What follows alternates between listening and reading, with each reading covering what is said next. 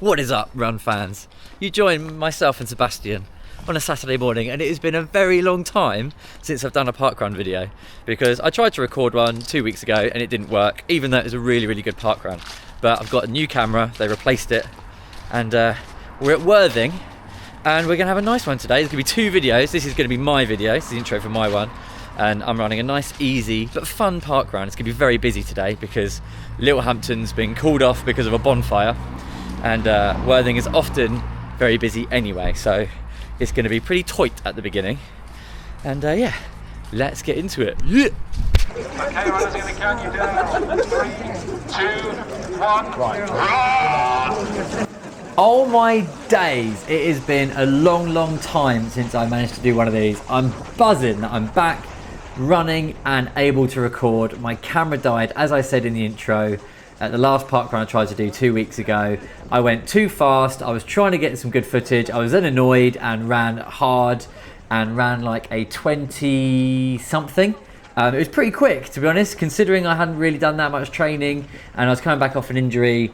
But classic me, going too fast too soon. It felt good and it just hurt again. So I'm being very cautious. I had another 2 weeks off after that, and you join me now on my third run back this week. I'm running every other day and I'm running super easy, hence the pace of this video. But hopefully, as Buggy Man there picking up a lost glove, you've got to go back for the lost glove, otherwise the driver in the buggy is going to be very upset. It's quite interesting actually, being further back, the people who are late or in the wrong position. Look at this guy darting through, Jason Bourne style. I love it. It was really interesting. So I thought I'd do a different perspective, because all paces are absolutely worthy and valid of a video. And so if you want to be paced by me, whether I'm coming back from injury or when I'm fully fit, I will happily pace all different types of paces and speeds. So give me a shout and I'll see if I'm free, because it's really enjoyable and it makes a really good content as well. So the key goals for today are not to finish with an injury, not to wake up the next day with an injury, and just to run within myself and not get carried away. You know, a bit of a negative split, starting slower and slowly building into it, because I'm really at the end of this sort of IT band sort of issue that I've been having. I've been doing loads of strength work and I'm ready to run fast, but all my key muscles where I've been doing the strength are really strong, the best they've ever been. Likewise, my cardio is still in a pretty decent place. I reckon I could back myself to run close to a sub 20 today if I needed to, but I don't, because what is weak in me is all my sort of tendons and my running muscles in my ankles, my ligaments, all those sorts of things. And I am training them in the gym, but there's not a real replacement for actually running. So I need to get a good 3 or 4 weeks of just consistent running, getting the mileage in, getting the time on feet, so those aspects of my body can catch up with all the other bits, because I'm a bit imbalanced at the moment and that's how it feels. So I'm just taking it super easy. I've got Brighton 10k in 3 weeks time, I think it is, and that's going to maybe be the first time I run a bit quicker. So I've got until then just to take it easy and build up the strength in all aspects of my running body and mind. So I've been doing all my training recently at around 6 minutes per kilometre, super easy, in a zone 1 or 2 heart rate, and my heart rate's in the top left hand corner as well as we go through that first kilometre in 5:29. So perfectly happy with that, considering we started on the beach and there was plenty of hold ups as well. Yeah, I'm not going for time, so I wasn't even looking at my watch with regards to that. I was just slowly building up into it, but yeah, my heart rate is probably higher than it should be. I try and run around 1:45 and below in all my easy runs. I'm doing the Norwegian singles method. If this is the first video you've seen of mine, please do go and check out my training videos where I explain what all my goals are when I'm training, and I'm trying to do it where I'm not injuring myself and getting faster and faster. I've got some big goals for 2026. I'm doing Brighton Marathon and London Marathon 2 weeks apart. I want to try and get close to a sub 3 marathon at Brighton, so I've got plenty of work to do. My max heart rate is just over 200 beats per minute. My threshold is close to 176, 180-ish. So I'm well away from that, but it's definitely higher than it normally is when I'm doing these sorts of runs, because I just haven't done any sort of consistent training for quite a while now. And so I'm hoping this is week 1 of doing that. My huge goal is just to not get injured and run consistently from now until Brighton Marathon and London Marathon. And then I know that the natural outcome of that will be I'll be at a much faster pace. It might not be the very fastest pace that I could possibly be, but I'm not going to risk it. I just need to get solid miles in the bank to give a real wide base to build on for 2026. Approaching the 2nd kilometre then, as we see Seb in the green dart past on his way to a very fast parkrun time. It's a 5:14, so a tiny bit faster, and I'm well and truly in the groove, feeling really good. My legs feeling good, and I'm just enjoying this sunny day. Be sure to check out Seb's video that is going to be coming out a few days after this. It is definitely one that is worth watching, so thanks to him for filming as well. If you're currently out injured, I just want to give a big shout out to you, because I've been there and I know how it feels. So hopefully these videos can help in some way to keep you going, keep you interested in running, and you will be back soon. You've got to do the rehab.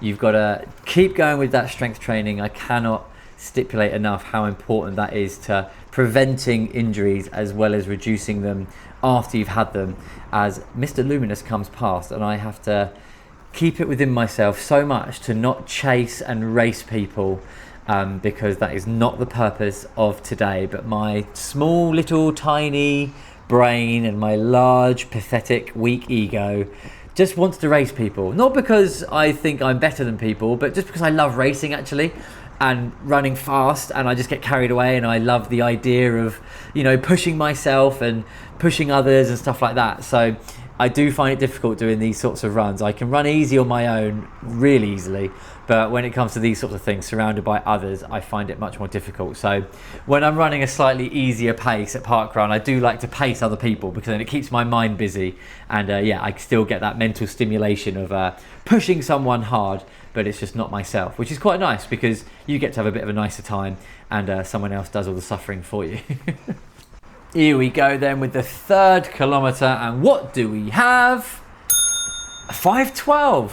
Pretty nice, pretty steady.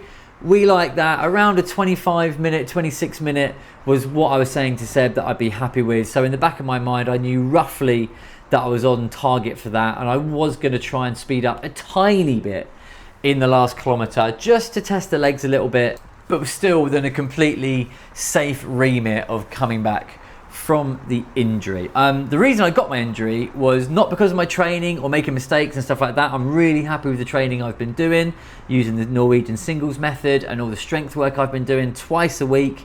I basically had a big week and then did my long run in my Puma Magmax shoes, which I normally have my Enator insoles in, but instead I just had the basic insoles, which are really thin with zero arch support whatsoever.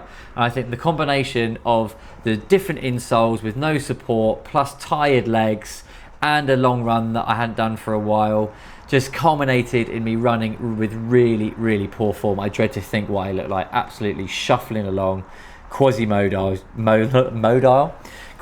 style, and that's what did it. And then I had a week where I tried to rest it, and then I did Copenhagen Marathon, knowing that I was probably going to make it worse. But there's certain races where you just gotta give it a go.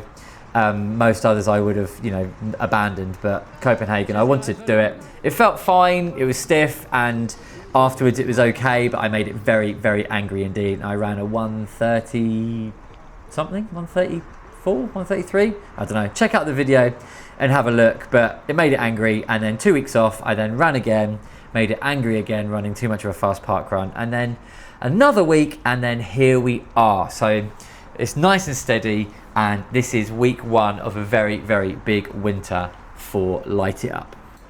4th kilometre then, in a very tasty and juicy 5:04. So we're getting close to that 25-minute sort of pace, and there is always a steady stream of people for me to catch up and overtake and move on from. So mentally it's very nice indeed, and it keeps me busy with moving forward and trying to make sure that I'm not going too fast, but I am just slowly but surely picking up. The heart rate of 170 at this sort of pace is insane, but it's just, it is what it is. The heart rate doesn't lie, and I still felt great, but yeah, it shows that I need to get training a lot more before I do these sort of efforts. It was interesting actually, while I was running, I was thinking to myself that regardless of the pace, the effort still feels like that effort. And at the end of a 5k, I've been here before running a sub 20 and it wasn't that much different, and my heart rate wasn't that much different to when I did that. And so you sort of, when you think you're going your hardest, actually I think sometimes you maybe do have a little bit more to give, and until you've gone and you've blown up and you've done a huge positive split and a terrible last kilometre, you still don't really know how hard you can go. So my little challenge for you is, if you haven't found that limit yet, maybe start off quicker than you ever have and hold on and see what happens. You know it's going to go wrong, but you don't know what your limit is until you find it, and trust me, you really do know when you find it. Into the final 100 meters then. Worthing today was a dream. Perfect conditions, really flat, fast course, not too hot, not too cold, no wind whatsoever to be seen, and I'm in the 4:30s chasing this guy, and I decide that I'm not going to do any sort of sprint finish. I'm being very sensible with a 4:41 5th K. That is lovely to see, and this little lad comes steaming through. What a legend, what a finish that is. Congrats to him. I hope that's a PB for him, because that was a mighty, mighty finish. And we come in with a 25:44. I'm very, very happy with that. I ran that at a very, very comfortable pace. It's quicker than my easy pace, that's for sure. My easy pace is around about a 30-minute 5k, and I stick to that. It feels super, super slow and too easy, but that's the whole point with the Norwegian singles method. Your easy days are easy and your harder days are a bit harder, but they're not so hard that you can't do any more of it. Check out my training videos all about that, because I really do think it's a special sort of training that lots of people could benefit from, and I certainly feel really confident that it's going to deliver some big results over this winter for me. So stick around, make sure you subscribe. I'd really, really appreciate that, as I'm taking a picture of myself for the gram. That is funny. Be sure to like and subscribe to the video. Give us a comment if you are injured or if you're not injured. What are your big races that you've got planned for winter? I'd love to hear all about that. I'll definitely be doing some more pacing videos, sub 20s. I want to go sub 19 as well. And I've got loads and loads of big races coming up to hopefully share with as many of you as possible. So thank you so much if you're a new watcher and you subscribe. And also thank you so much to all the current subscribers for sticking with me whilst I've been off for the last month or so. But it's going to be consistent 2 or 3 videos a week all through winter, and we're going to have some good fun. Right, hope you're all okay. I'll see you in the next one. Yeah.